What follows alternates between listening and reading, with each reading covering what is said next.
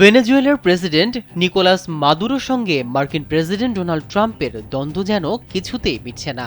সমুদ্রপথে মাদক পাচারের কারণ দেখিয়ে গত সেপ্টেম্বর থেকে ভেনেজুয়েলার সমুদ্র সীমায় একের পর এক বিমান হামলা চালিয়ে আসছে যুক্তরাষ্ট্র। এছাড়া দেশটির আশপাশে কয়েক হাজার সৈন্য ও যুদ্ধজাহাজ মোতায়েন করেছে ওয়াশিংটন। পাশাপাশি ট্রাম্প ভেনেজুয়েলায় গোপন সিআইএ অভিযান চালানোর অনুমোদনও দিয়েছেন।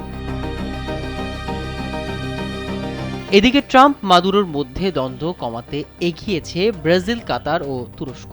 এই তিন দেশের উদ্যোগে গেল নভেম্বর মাদুরোর সঙ্গে ফোনে কথা বলেন ট্রাম্প।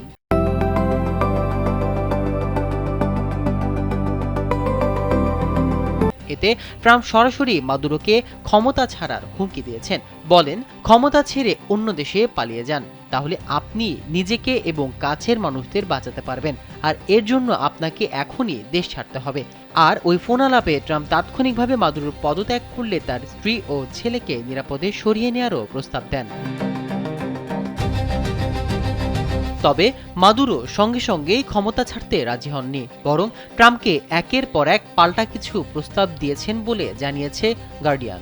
শর্তের মধ্যে ছিল বিশ্বজুড়ে তাকে সাধারণ ক্ষমা করা এবং রাজনৈতিক নেতৃত্ব ছেড়ে দিলেও সামরিক বাহিনীর নিয়ন্ত্রণ নিজের হাতে রাখা।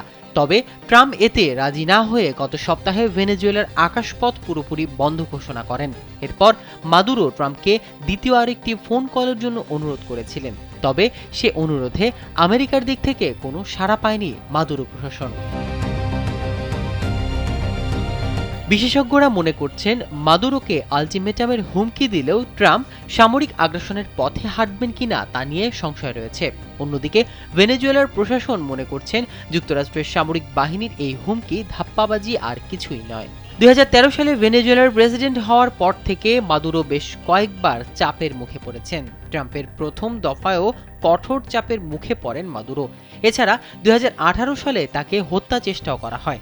গত বছর বিতর্কিত নির্বাচনে মাদুরো জিতে শপথে বহাল থাকলেও আসলে তার দল হেরে গেছে বলে দাবি করে পশ্চিমা সংবাদ মাধ্যম।